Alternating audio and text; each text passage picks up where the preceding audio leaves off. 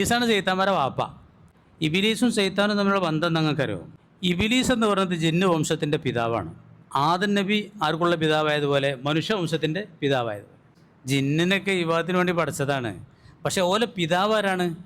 ആദം നബി അലൈഹി സ്വലാം മനുഷ്യർക്ക് എപ്രകാരമാണോ ഉള്ളത് അപ്രകാരമാണ് ഇബിലീസ് എന്നുള്ളത് ഷെയ്ത്താൻ വർഗത്തിനുള്ളത്. ഷെയ്ത്താൻ എന്നാൽ ജിന്നുകളുടെ കൂട്ടത്തിൽ വിശ്വസിക്കാത്തവർക്ക് ഷെയ്ത്താൻ എന്ന് പറയും, മുഅ്മിനായവർക്ക് ജിന്നെന്നും പറയും. ജിന്ന് പൊതുവെ നമ്മൾ നല്ലതിനാണ് പറയൽ. ഔലിയാക്കന്മാരായ ജിന്നുകളൊക്കെ ഉണ്ട്. മസ്ജിദുൽ ജിന്നുണ്ട് മക്കത്ത്. നിങ്ങളാരെയും കണ്ടണോ? എന്താണ് അതിൻ്റെ ചരിത്രം? റസൂലുള്ളാഹി സ്വല്ലല്ലാഹു അലൈഹി വസല്ലം തങ്ങൾ ഖുർആൻ ഓതി നിസ്കരിക്കുന്നത് കേൾക്കാൻ ജിന്നുകൾ വന്ന സ്ഥലത്താണ്. ആ സ്ഥലത്തൊരു പള്ളി ഉണ്ടാക്കിയാണ്. ആ ജിന്നുകളൊക്കെ മുസ്ലിങ്ങളായി. സൂറത്ത് ജിന്നിലും പറയുന്നുണ്ട്, ആക്കാഫിലും പറയുന്നുണ്ട്. വൈദ സൊറഫ്ന ഇലൈക നഫറ മിനൽ ജിന്ന് എന്നാണ് ആക്കാഫ് സൂറത്തിൽ അത് പറയുന്നത്. ജിന്നുകൾ അങ്ങോട്ട് മുസ്ലിങ്ങളായി. അയാൾ കേൾപ്പിച്ചുതരാം. അന്ന ഉസ്തമാൻ നഫറു മിനൽ ജിന്ന്, ജിന്നുകൾപ്പെട്ടൊരു സംഘം ശ്രദ്ധിച്ച് കേട്ടു എന്ന്. എന്താ കേട്ട്? ഖുർആൻ ഓതുന്നത്. കേട്ടതോടുകൂടി ഫഖാലു, ഇവർ പറഞ്ഞു, ഇന്നാ സമീന ഖുർആനൻ നജബ, വളരെ ആശ്ചര്യകരമായൊരു ഖുർആൻ ഞങ്ങൾ കേട്ടു, നേർവഴിയിലേക്ക് നയിക്കുന്ന ഒരു ഖുർആൻ. ഉടനെ ഞങ്ങളത് വിശ്വസിച്ചു. ഇനി ഞങ്ങൾ റബ്ബിനെ കൊണ്ട് ഒരുത്തിന് ഞങ്ങൾ പങ്കു ചേർക്കൂല. ഇനി ഞങ്ങൾ ശിർക്കൊന്നും, മുശ്രിക്കീങ്ങളായിരുന്നു ആ ജിന്നുകളൊക്കെ. ഈ സൂറത്ത് ഏതാണ്? സൂറത്തുൽ ജിന്നാട്ടോ. അതിൻ്റെ ഫസ്റ്റ് ആയത്താണ് പേനാവധി. ഞങ്ങളുടെ രക്ഷിതാവിൻ്റെ ജദ് അവസ്ഥ വളരെ ഗംഭീരമാണ്, അത്യുന്നതമാണ്. ഞങ്ങളുടെ കൂട്ടത്തിലെ വിവരമില്ലാത്ത ആളുകൾ അല്ലാഹു തആലാന്റെ മേൽ വളരെ വലിയ അക്രമമായിരുന്നു പറഞ്ഞിരുന്നത്. അള്ളാഹ്ക്ക് മക്കളുണ്ട്, ഭാര്യയുണ്ട്, കുട്ടികളുണ്ടെന്നൊക്കെ.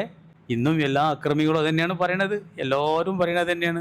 ജിന്നും ഇൻസുമെന്നും അള്ളാഹിൻ്റെ മേലിൽ കള്ളം പറയില്ല എന്നായിരുന്നു നമ്മൾ കരുതിയത്. അങ്ങനെ നമ്മളതൊക്കെ വിശ്വസിച്ചു. മനുഷ്യരെ കൂട്ടത്തിലെ ചില ആളുകൾ ജിന്നുകളെ കൂട്ടത്തിൽപ്പെട്ട ചില ആളുകളോട് ശരണം തേടുമായിരുന്നു, അഭയം തേടുമായിരുന്നു. എലിയിലൊക്കെ പോകുമ്പോൾ, യാത്രയൊക്കെ പോകുമ്പോൾ, എവിടെയെങ്കിലും മരുഭൂമിയിലൊക്കെ എത്തുമ്പോഴേ, പഠിച്ചവനെ ഈ ഭാഗത്തുള്ള ജിന്നുകളെ കൊണ്ട് ഞങ്ങൾ അഭയം തേടുകയാണെന്നൊക്കെ പറയും. അപ്പോൾ ഇവർക്ക് ജിന്നുകളുടെ ഭാഗത്ത് നിന്ന് വലിയ സഹായമൊക്കെ കിട്ടുകയും ചെയ്യും. അപ്പോൾ ജിന്നോക്കും തന്നെ ഒരു കിവർ കൂടി ഇവർക്ക് വില ശിർക്കും. ഇതൊക്കെ ചരിത്രം അറിഞ്ഞിരിക്കണം നിങ്ങൾ. ജിന്നൊക്കെ അത് കേൾക്കുമ്പോൾ ഭയങ്കരമായി മനുഷ്യന്മാരൊക്കെ നമ്മളത്തോട്ട് അഭയം തേടാൻ തുടങ്ങി. അത് തേടിയ ജിന്നുകളുടെ ഭാഗത്ത് നിന്ന് എല്ലാ ഹെൽപ്പുകൾക്കും ഉണ്ടാവും ചെയ്യും. പിന്നെ ഒരു ദ്രോഹവും ശല്യമൊക്കെ ആ പരിസരത്തുണ്ടാവില്ല. അപ്പോൾ ആളുകൾ പറയാനായിട്ട് നിൽക്കും, എന്ത് പഠിച്ചവനെ ഈ ഭാഗത്തുള്ള ജിന്നുകളാരെച്ചെങ്കിൽ ഓരോ നേതാവിനെ കൊണ്ട് ഞങ്ങൾ നിന്നോട് അഭയം തേടുന്നു, ഞങ്ങൾക്കൊരു കട്ടകാലം ഉണ്ടാവരുത് എന്ന്. അപ്പോൾ ജിന്നുകൾ എന്താക്കും? പോലെ ഇതൊക്കെ അറിഞ്ഞിരുന്നോളൂ, ഇതൊക്കെ തന്നെയാണ് നടക്കണത്.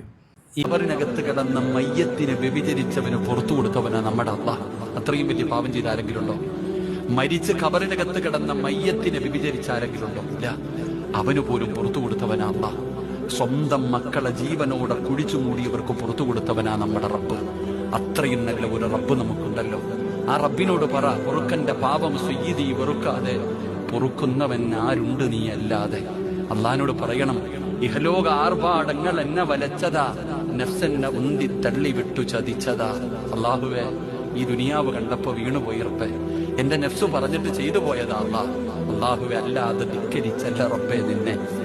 അല്ലാ, നീ കണ്ടാൽ ഒരു ചുക്കും എനിക്കില്ല എന്ന് പറഞ്ഞിട്ട് ചെയ്തതല്ല അള്ളാഹ്, പറ്റിപ്പോയി റബ്ബേ. അള്ളാഹ് നീ കാണുന്നുണ്ടെന്ന് എനിക്കറിയാം, എന്നിട്ടും ചെയ്തത് അഹങ്കാരം കൊണ്ടൊന്നുമല്ല, പറ്റിപ്പോയി തമ്പുരാനെ, എനിക്കൊന്ന് പുറത്തുതായെന്ന് അള്ളാഹുവിനോട് പറയേണ്ട രീതിയിൽ പറഞ്ഞിട്ട് നമുക്ക് പിരിയാം. അള്ളാഹു നമ്മുടെ പാപങ്ങൾ മുഴുവനും പുറത്തു തരുമാറാകട്ടെ. അള്ളാഹു നമ്മുടെ പാപങ്ങൾ മുഴുവനും പുറത്തു തരുമാറാകട്ടെ.